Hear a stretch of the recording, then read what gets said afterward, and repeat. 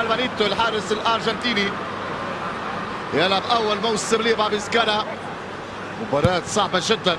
يلعب كرة داخل منطقة والهدف. اول هدف عن طريق تشيكو. تشيكو يدع كرة في المرمى. تشيكو يفتتح باب التسجيل للجال الروسي. كرة داخل منطقة الجزاء يتابعها كما ينبغي المهاجم البوسني اللي يمر بفترة سيئة. المهاجم البوسني اللي يعلن عن تقدم فريقه. النتيجة لا تتغير 1-0. الديناميت البوسني يعلن عن تقدم فريقه. كرة وضع داخل شباك بيسكالا. تفوق على مدرب بيسكالا كريستيانو بيراجي.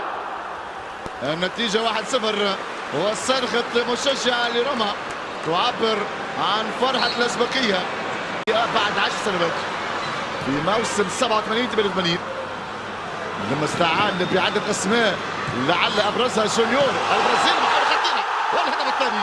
الهدف الثاني من فريق روما. كرة داخل منطقة الجزاء. بيروتي مرر وتشيكو بلمسة واحدة. تشيكو يتمكن من كسر مصيدة التسلل.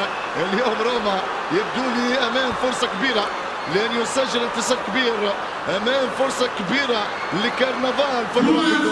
تشيكو يسجل الهدف الثاني ثنائية لتشيكو في ضرب 10 دقائق لعب امام الاعادة. بيروتي ما فيش تسلل. لحظة التمرير والكرة في الشبكة في المرمى.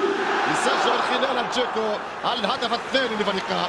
روما يتقدم 2-0 والديناميت يتألق من البداية يغلط البيبو الحارس السابق للرأس أكثر من دون خوف. بن علي يلعب كرة ممتازة. بن علي انطلاقة سريعة لبيسكالا. تلعب كرة عرضية فرصة تسجيل. هي تسديدة والهدف يأتي لبيسكالا. بيسكالا يقلص الفارق. يتمكن من التسجيل على هذه الكرة قوية يفاجأ بها تشيزني. بيسكالا وجه انذار في مرة أولى ومرة ثانية وكما يقول المثل الثالثة كانت ثابتة. كرة تصوب بقوة. تصويبة من ميمو شاي الألباني. الميمو يسجل للدلفينو. 1-1 2-1 الهدف لبيسكالا. ولو أن يعني أمامنا الإعادة. هنا الإعادة تدخل. كان في تدخل من كريشانسي. الإعادة من جديد. كان في تدخل من أليساندرو كريشانسي. شوف الإعادة مرة أخرى.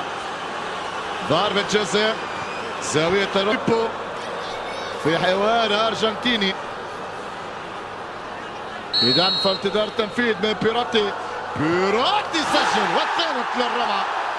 الهدف الثالث. النتيجة تتغير. الروما 3 بيسكالا 1.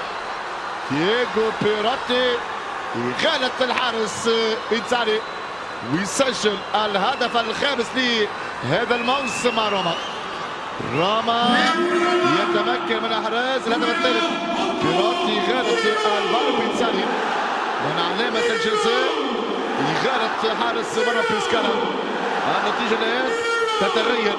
روما 3 بيسكالا 1. خلاص فرصة روما لاعب فيري. تلعب كرة أمامية عند سيموني بيبي بالكعب. ينقل الكرة عند كريشانسي. محاولة خطيرة. فرصة ثانية وثاني يسجل بيسكالا يقلص الفارق.